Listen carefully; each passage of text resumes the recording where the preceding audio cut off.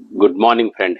1 મિનિટના સંદેશની અંદર આપણે જૂનો કરાર કઈ રીતે વધારે સાહજિક રીતે સમજી શકાય એ જોઈ રહ્યા છે, અને એમાં પણ મુખ્ય સમયગાળો એ તો રાજાઓનો સમય છે. એમાં 22 પુસ્તકો જૂના કરારના એની અંદર સંકળાયેલા છે, રાઈટ. અને એમાં આપણે જે જોઈ રહ્યા છીએ ઇઝરાયલનું રાજ્ય અને યહૂદાનું રાજ્ય, રાઈટ.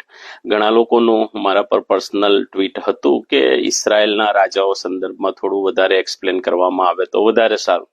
અને એટલે જો તમે ઇઝરાયલના રાજાઓની શરૂઆત ક્યાંથી થાય? યરોબામ, રાઈટ, જે સુલેમાનનો ચાકર હતો ત્યાંથી શરૂઆત થાય. એ પહેલો રાજા અને એનો 12મો અધ્યાય તમે વાંચો, રાઈટ, ત્યાંથી એની શરૂઆત થાય અને છેક બીજો રાજા અને 16મા અધ્યાય સુધી હોશિયા રાજા એ એમનો છેલ્લો જે રાજા થયો ત્યાં સુધી એ આપણને રાજાઓના સમયની અંદર પહેલા રાજાના 12મા અધ્યાયથી લઈને બીજા રાજાના 16મા અધ્યાય સુધી આપણને ઇઝરાયલના 20 રાજાઓની ડિટેલ જોવા મળે છે. એમના સંદર્ભની નોંધ ત્યાં આગળ આપણને જોવા મળે છે.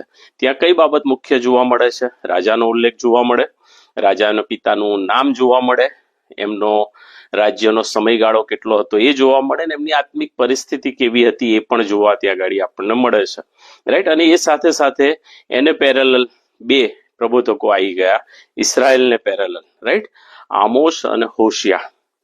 આમોસે જે વાત કરી એ સામાજિક દૂષણ માટેની વાત કરી, ને હોશિયા એ મૂર્તિ પૂજા અને આત્મિક વ્યભિચારના સંદર્ભમાં એમને વારંવાર ઢંઢોળ્યા, પણ એ લોકો જાગ્યા નહીં. અને એટલે પરિણામે શું થયું? તમે પૂર્ણ નિયમ વાંચો, એનો 28મો અધ્યાય વાંચો, રાઈટ. તો આખો 28મા અધ્યાયને તમે વાંચો તો આપણને ખબર પડે કે ત્યાં આપણે જે મૂસા છે, ઈશ્વરનો મહાન સેવક, રાઈટ, એ પહેલી કલમથી લઈ અને 14મી કલમ સુધી જો ઈશ્વરની પાછળ ચાલશો તો ઈશ્વર શું શું આશીર્વાદ આપશે એના સંદર્ભમાં વર્ણન કરે છે.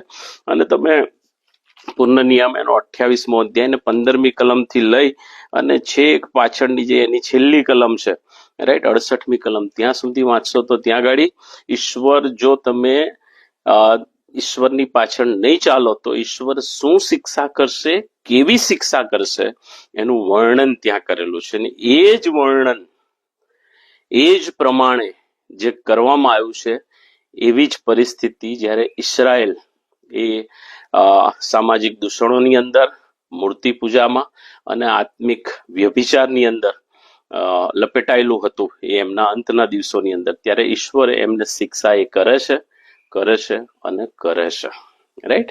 કેમ? કારણ કે ઈશ્વરે આટલા વર્ષો સુધી રાહ જોઈ, ઈશ્વરે પ્રબોધકો મોકલ્યા, ઈશ્વરે એવા રાજાઓ એમને આપ્યા, રાઈટ. પણ એ લોકો રાજાઓ ઈશ્વરની પાછળ ના ચાલ્યા, કારણ કે આફ્ટર ઓલ એ પણ માણસ હતા ને.